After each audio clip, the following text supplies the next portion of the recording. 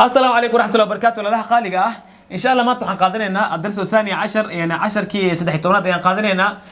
ولي waxaan ku dhex jirnaa farisku darka gaar ahaan loo meekayalka oo ka koobnaa kaaf laam miim iyo nuun ha iyo ya waxaan ka soo qaadanay kaaf iyo laam ayaan soo qaadanay maanta waxaan qaadan doonaa insha Allah miim iyo nuun ayaan qaadanaynaa u fiirsa meeshan miimka markuu ugu horeeyo kaliya markuu yahay sida ayaa loo qoraa markuu ugu horeeyana sida ayaa loo qoraa u fiirsa meeshan markuu dhex ku jiro sida ayaa loo qoraa markuu ugu dambeeyo sida ayaa loo qoraa nuunkana sidoo kale asiga markuu ugu horeeyo sida ayaa loo qoraa markuu dhex ku jiro sida ayaa loo qoraa markuu ugu dambeeyo sida qaabkan ayaa loo qoraa وفي meesha waxaan ku bilaabaynaa miimka ayaan ku bilaabaynaa miimka markuu ugu horeeyo sida ayaa loo qoraa waxaan leenahay number 1 ayaa leenahay markuu ugu dambeeyo markuu dhex ku jirana sida ayaa loo qoraa number 2 ayaa leenahay markuu ugu dambeeyana qaabka ayaa loo qoraa number 3 ayaa leenahay u fiirsa meeshan kalimadan waxa ugu horeey miim ayaa ugu horeey waxaan leenahay miim number 1 ayaa leenahay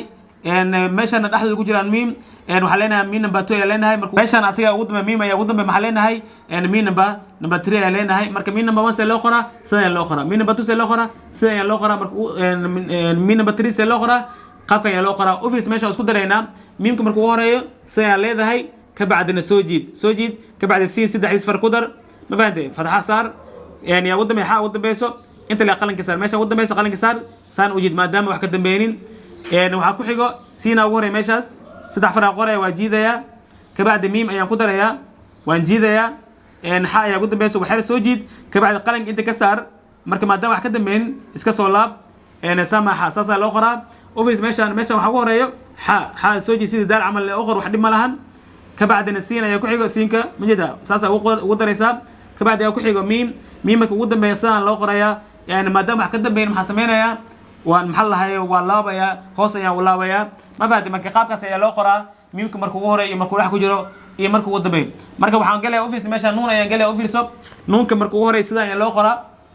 markuu number 1 ayaa leenahay markuu dhex ku jirana sida ayaa loo qorayaa number 2 ayaa leenahay markuu ugu dambeeyana sida ayaa loo qorayaa number 3 ayaa leenahay marka meeshan waxa ugu horeeyo nuun number 1 ayaa leenahay meesha asaa dhex ku jiro waxa leenahay nuun number 2 meesha asaa ugu dambeeyo waxa leenahay min number 3 ayaa leenahay marka u fiirso meeshan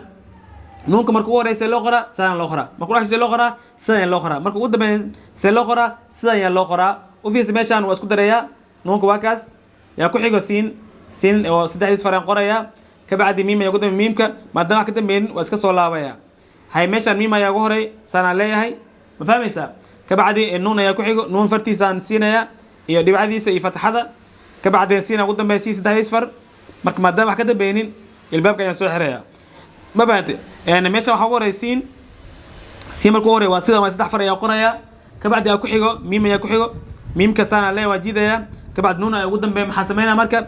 nuun ayaa fartiisa ayaa qoraya ka bacdi maadaama wax ka dambeeynin waa soo laabaya ma fahanti marka qaabkaas ayaa loo qoraa يعني ميمك iyo nuunka يعني markay dhex ku jiraan markay ugu horeeyaan iyo markay dhex ku jiraan iyo markay ugu dambeeyaan sidaas ayaa loo qoraa insha Allah intaas ayaa ku joojinaynaa 10keena maanta waxaynu balanaynaa 10keena maxalla xiga jazaakumullahu khayr assalamu alaykum wa rahmatullahi wa barakatuh